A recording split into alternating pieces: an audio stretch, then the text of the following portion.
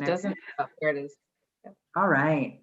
It shows we are recording. So hi, just welcome. My name is Lauren Bagel. I am with All Steel and Gunlock, and I am the current president of the Chicago chapter of Cornet Global. On the other side of the computer, we have Miss Kimberly Dowdell of HOK, where she is a principal. She also is currently president of NOMA, the National Organization of Minority Architects. She's ending her 2-year term there soon, and she's done some pretty incredible things, which hopefully we'll tap into. But for those who are tuning into this video, we've been recording these sessions since April with some leading women here in Chicago, and we're delighted to have you on the other end here, Kimberly. So thank you for joining us. Thanks so much for having me. Absolutely. I think let's just start by talking about your career journey, because it's pretty incredible, because you and I have had a few dialogues about that. Yeah, thanks. So really my journey started when I was a little kid.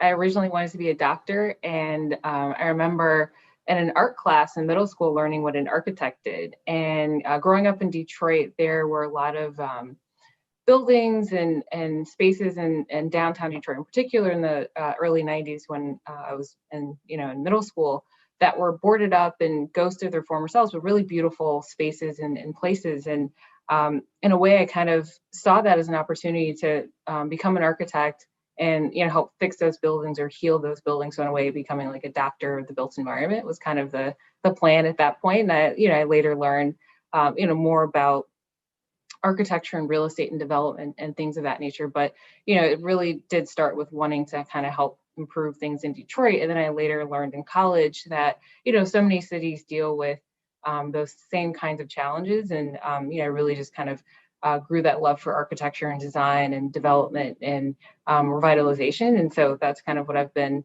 working on since, that very young age. And so I started out in architecture school, and then went to, actually I worked in the federal government was my first job out of school. I worked for GSA, but I wanted to get my license. And then I ended up working for a firm in DC, and then I moved to New York in 2008, which is interesting timing. Started right before the major recession there. And I started with HOK in New York, and then I went into real estate project management with another firm. Then I went to graduate school for public administration after that. And then I moved back home to Detroit to actually work for the city of Detroit in the housing and revitalization department. And then I went into more of an entrepreneurial path and doing small scale real estate development. Then I got a call from HOK to consider coming back to help, grow the Chicago studio. So that's how I got here last year. And around the same time, I had stepped into the role of president of NOMA. So 2019, 2020 have been pretty adventurous years, if to say the least. One way of putting it, right? Exactly. So yeah, so that's the Cliff Notes version of the path.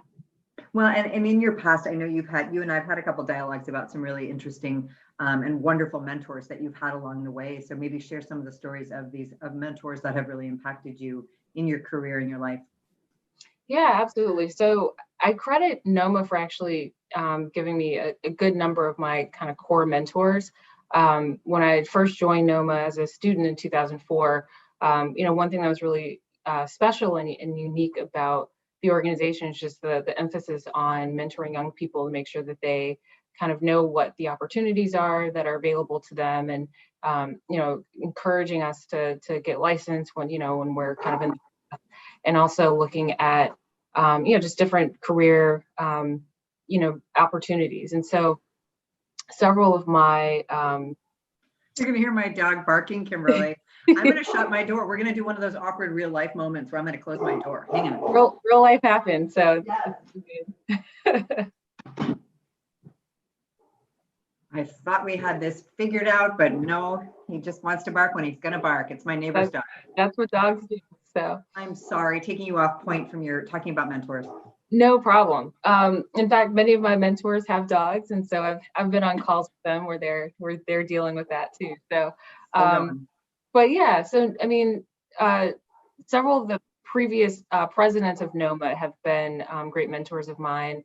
A woman named Kathy Dixon, she actually connected me with my first job, out of college, and it was in DC. And coming from humble beginnings, I didn't necessarily have the the resources to just like rent an apartment on my own. And so she actually had a guest room and actually an extra car. And so when I sort of got started, she allowed me to kind of stay with her for a while until I kind of got settled, which was great.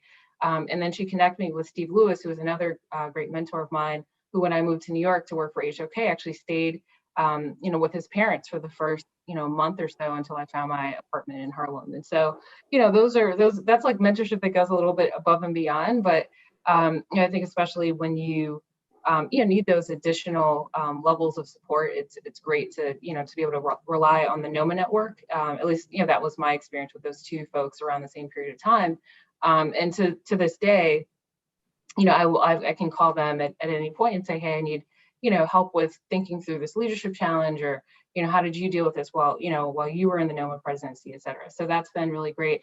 And then at HOK, I have some really great mentors too, who've in fact, the relationship that I built with my former boss in New York, that led to the conversation about me coming back to HOK 8 years later. And so just like that mentorship, the sponsorship, I think his advocacy, I think, was really helpful. His name was Chris Law, or his name is Chris Law. He's still leading our New York office, marketing and business development. So that's the path that I went down at HOK, primarily because of him and his his mentorship, his leadership style, I think, was really something that resonated with me. And so we've been friends ever since. And that still helps me to this day. So I can call Chris and say, hey, we're dealing with this in Chicago. What are you seeing in New York? And so that's been really awesome. So I'll leave it at those three, but there's so many more that I can't name them all, but really appreciative of it. Really anyone who has taken time to, just share their insight and their experience so that I can make more informed decisions. And I, do my best to try to share that with other, younger people. And actually, I kind of believe in this notion of 360 mentoring, where no matter what your age is, you could be younger than me, you could be older than me, or we could be the same age roughly. I could be a mentor to you, you could be a mentor to me. It's just an exchange of ideas about different experiences that that people have had at different points. So absolutely, I think everybody could use a mentor, and I love the concept, or just talking about 360. You're right. I mean, I have people who are in their 20s who are my dear friends, and in some ways mentors for some things that I never would have thought of, and certainly those that are 60s, 70s upwards who certainly have so much value and insight to add just based on their years of experience. So I would agree. But I love some of your stories, and I think the car one always makes me smile. yeah. So we're certainly, we keep. I kind of want to say I gag when I say the word pivot or landscape, but the landscape that we're living in is different right now, right? And I think there's a lot that we can get. It's a lot of heavy stuff. You and I were talking about surge capacity, right? I had to enter it into the conversation somehow. But do you have any advice that you give people, or when people are feeling so trapped in sort of this down place, or how do you kind of do glass half full? And any advice that you give, or where do you go when you get down? How do you get yourself out of it, I guess is what I'm saying. Yeah, no, that's a great question. I mean, I think, different people deal with stress in different ways. For me, I've really appreciated the foundation that I think my grandmother helped built for me in terms of just being grounded in faith. Frankly, that's been, my personal journey, and how I've been able to kind of remain resilient through different challenges in life, throughout my life, but especially these last years, which have been especially, challenging and tumultuous in so many different ways. And so I wake up relatively early in the morning and, kind of read the Bible and just kind of reflect and pray, and just try to start that as my daily anchor. And so that daily anchor can be, different things, again, for different people. But if there's something that you do every day that kind of helps you,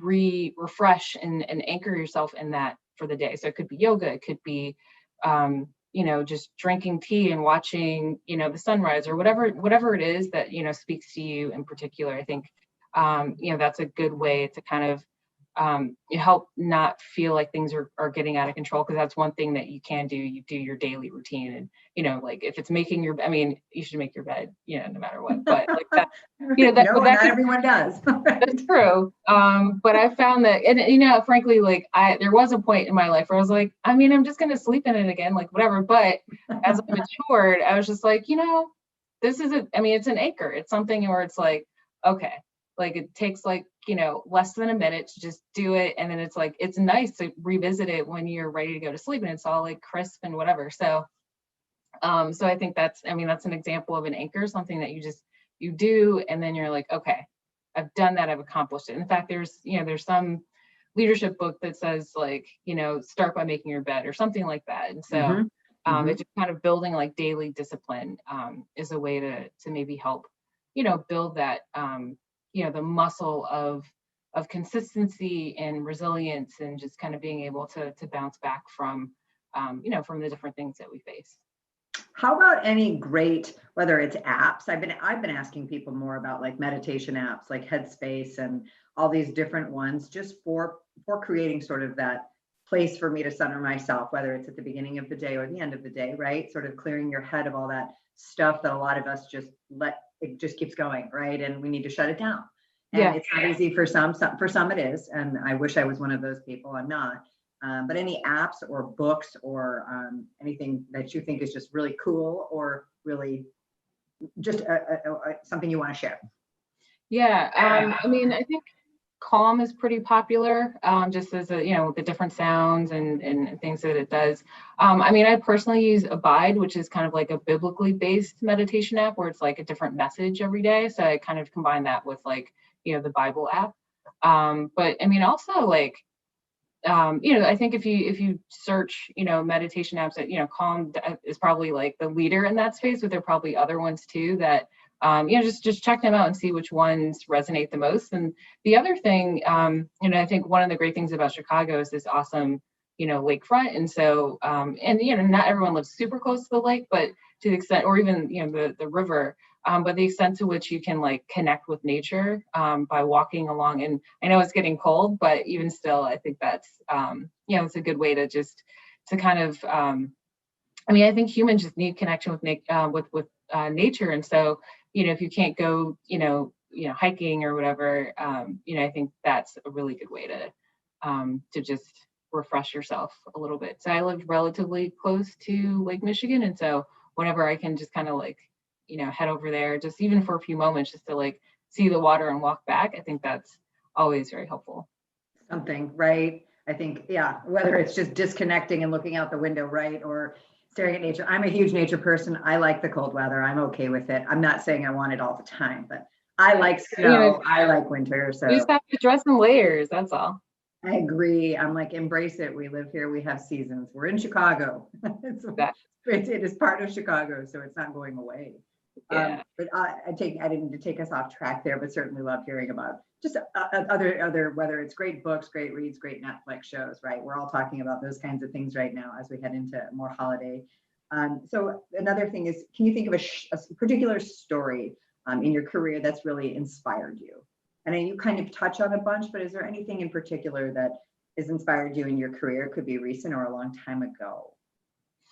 Well, I think as I reflect on my 2 years as NOMA president, I really, appreciate the way that the industry, the architecture industry in particular, has kind of stepped up to support, a lot of what our goals have been in terms of, growing our membership and growing the population of licensed Black architects.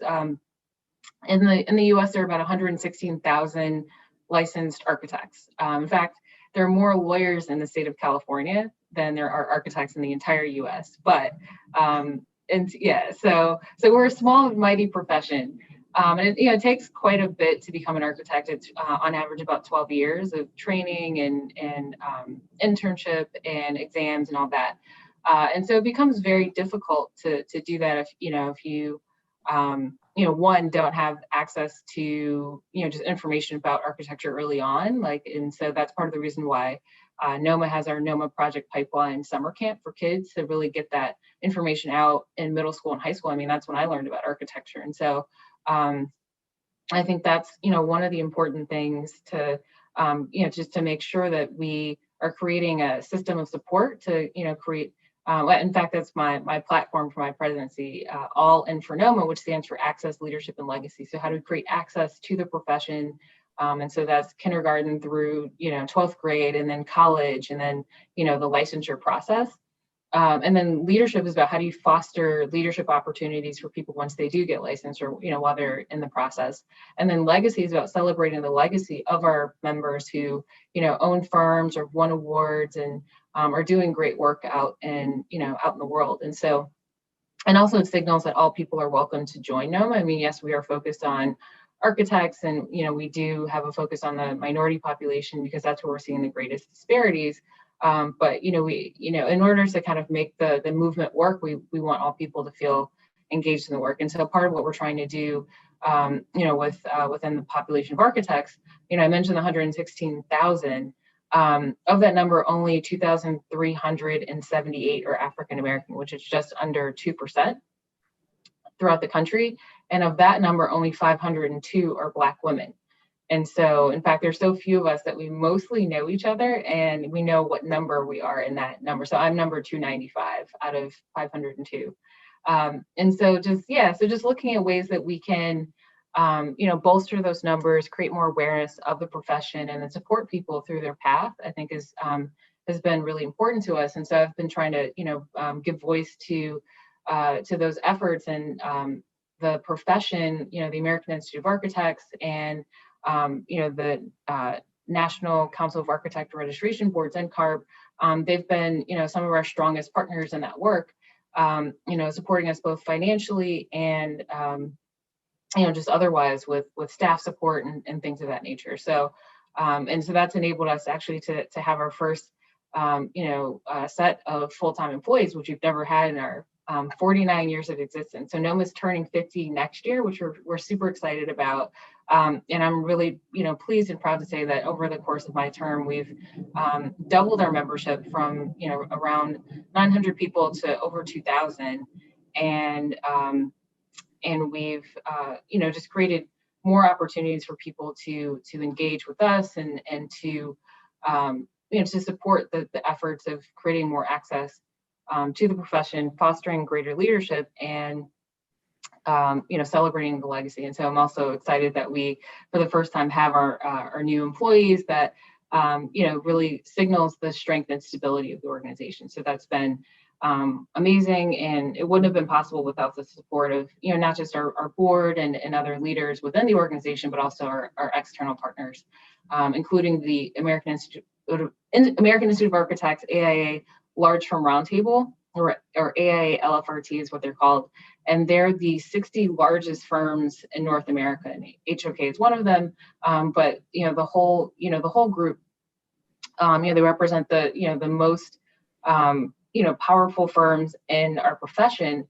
And they actually signed on with us to support the 2030 Diversity Challenge, which is to double the number of Black architects in the U.S. between now and 2030. So to move that 2,378 to 5,000. And while it is obviously focused on African Americans, one thing that's really powerful about that kind of goal is that in order to achieve that, you have to create better pathways for everyone. And so I think that there are going to be some really great interventions that are introduced over the coming years to really increase those numbers, but also make the profession that much more accessible to anyone who's interested in pursuing architecture. Oh my gosh, you're incredible, and like always, 15 minutes flew by. I don't know, my timer went off, and I ignored it because I was like, I want to hear what you're talking about, because it's pretty amazing. Your statistics, the way you rattle off statistics is uber impressive. You've got all the association acronyms, like you can spit them out so eloquently. I think you only tripped up once, but between the NCARBs, the AIAs, our industry is loaded, right? In particular, the acronyms, right? We've got a lot of those. So thank you for sharing your incredible stories, your incredible journeys. What you've done with NOMA is is amazing, and the timing is now and perfect, and your messaging is always on point, and I always enjoy speaking with you. You always sort of bring tears to my eyes because I'm like, you really are a mentor, I think, to so many, and you have a great smile. Like I always tell you, I'm like, you kind of light up a room. Before we had the sun shining on you, right? We should have just left that on. Thank you, But Lauren. I'll wrap that up and say thank you for joining us. I love hearing what you have to say, and keep doing everything you're doing because it's pretty incredible. And I don't know, I never know if impactful is a real word. I think when I was in marketing, I wasn't sure if it is, but I think it is. It probably made the dictionary at some point, but what you're doing is very impactful. So thank you for all that you're doing in our community. I appreciate that. And also thank you for what you're doing for Cornet. Well, thank you. Okay, well, we'll wrap that. And we actually recorded the session, and we'll look forward to seeing you live. And I'll let you know when that is. Sounds good. Thanks. Have a good day. Take care. Bye-bye. All right. Bye.